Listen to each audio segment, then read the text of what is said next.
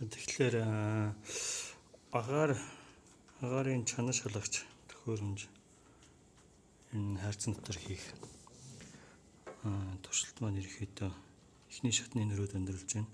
За тэгэхээр бид нар хамгийн анх бол Raspberry Pi дээр кодо туршиж үзчихсэн. Raspberry Pi-г энэ MQ136 гэдэг мэдрэгчийн тусламжтайгаар хэмжиж үзчихсэн. Гэхдээ энэ MQ136 биш 135 гэдэг энэ мэдрэгч нь болохоор ерөнхийдөө зөвхөн газ мэдэрдэг тийм зориулттай байсан. Тийм болохоор биднээс яг хүсэж байсан юм хийж чадахгүй байсан.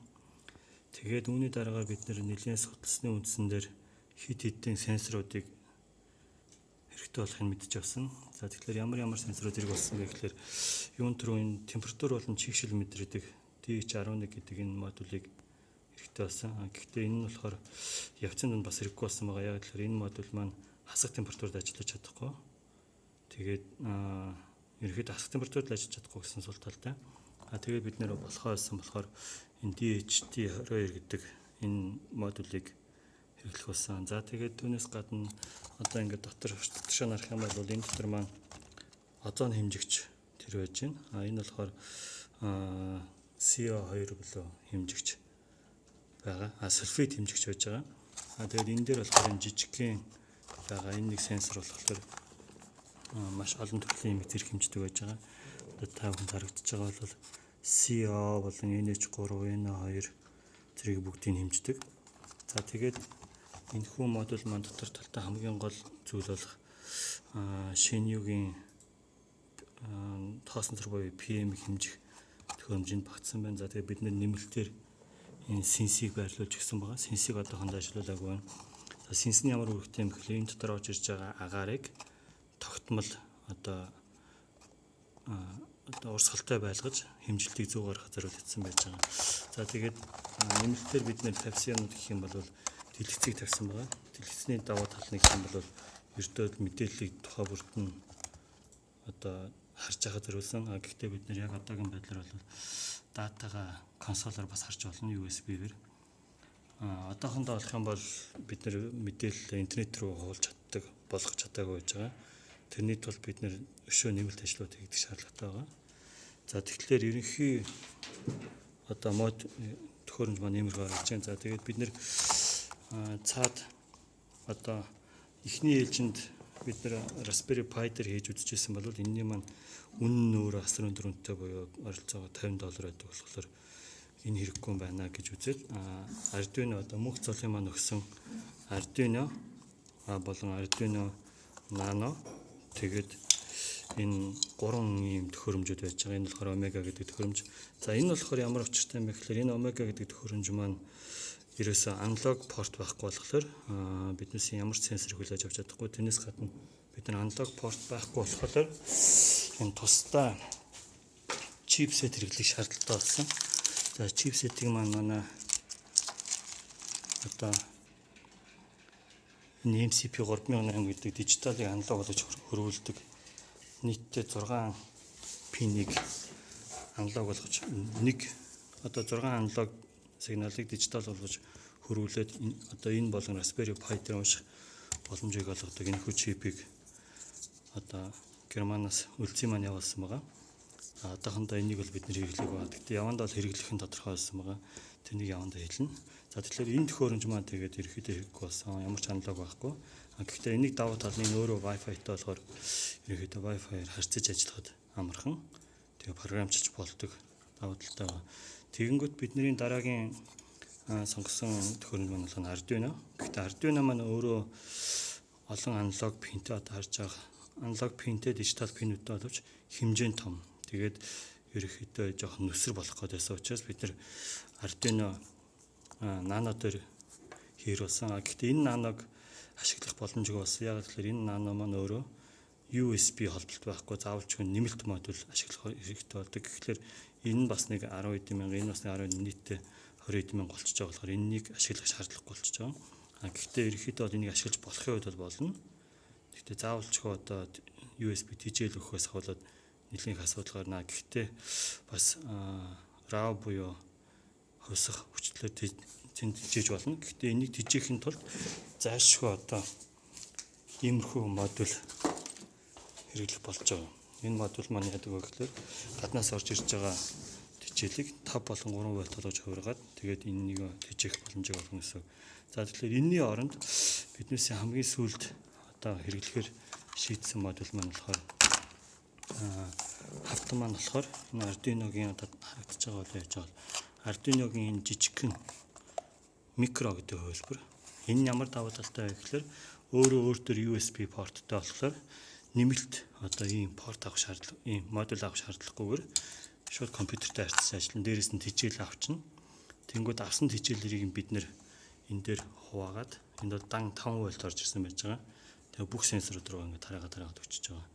Тэгээд ерөөхдөө ажиллах боломжтой болчихж байгаа гэсэн. За тэгэнгүүт үүний дараагаар бид нэр тухайн тэр төхөөрөмжийг Arduino юутай Wi-Fi-тай холбогдох болохын тулд энэ ESP82 66 гэдэг энэ модулийг авсан. За энэ модуль маань ямар ичтэй юм бэ гэхээр энэ модуль маань Arduino-тай харьцаж ажиллаад Arduino дээр ирж байгаа датаг интернет рүү шийдэх боломжийг олгодог. Бөгөөд тэгээд өөрөө бас бие даан ажиллах чадвартай. Тэгээ одоо харж байгаа бол өөр ингэсэн GPIO буюу оролт гаралтын пинүүдтэй юм хөнгөн модуль байгаа. Гэтэ энэ модулийг програмчлахын тулд зайлшгүй одоо нөгөө USB руу хувиргагч маань хэрэгтэй болно.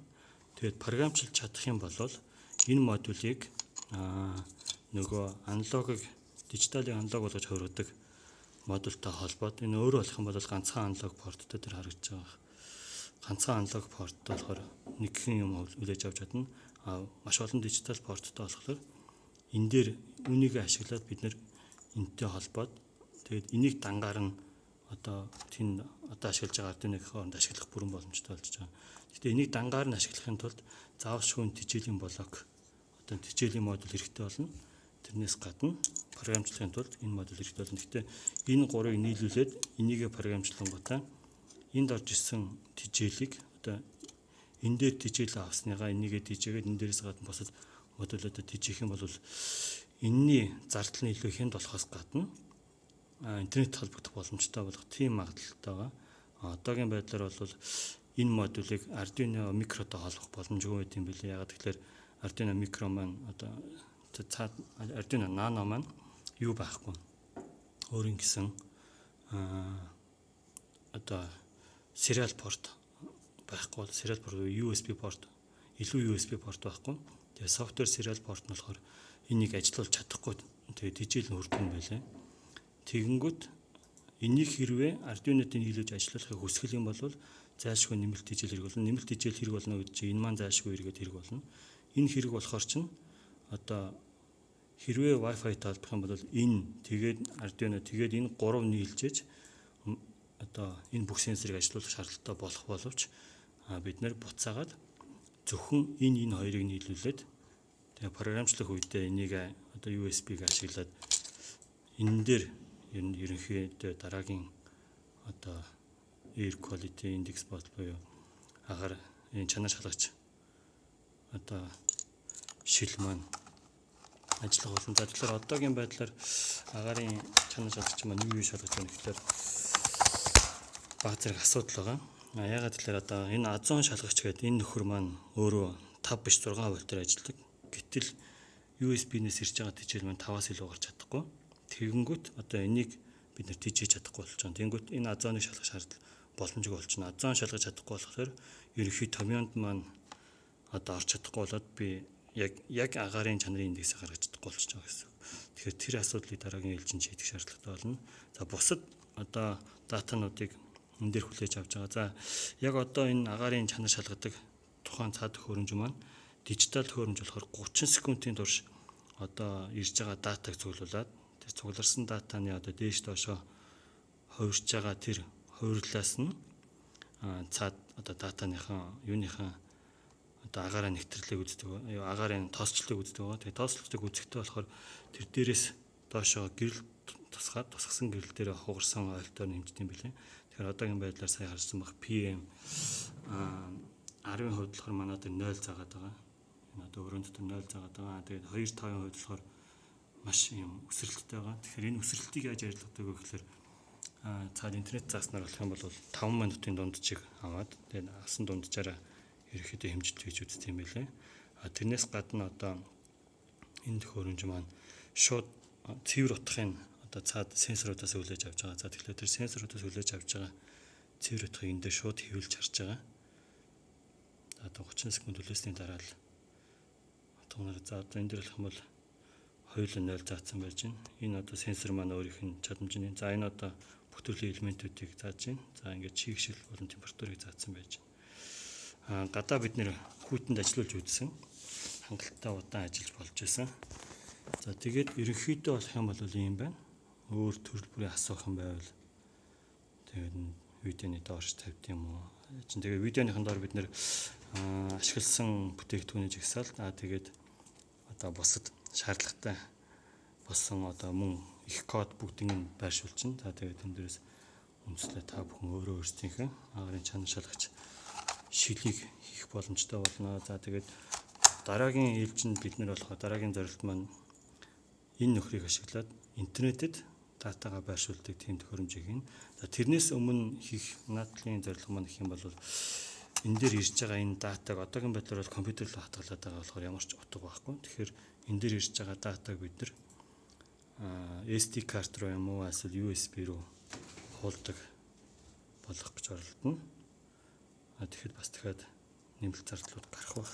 Гэхдээ ямар ч бас эхний ээлжинд одоо ажиллаж байгаа төхөөрөмж маань иймэрхүү маягаар ажиллаж байна гэж үзүүлж байгаа юм аа. За баярлалаа.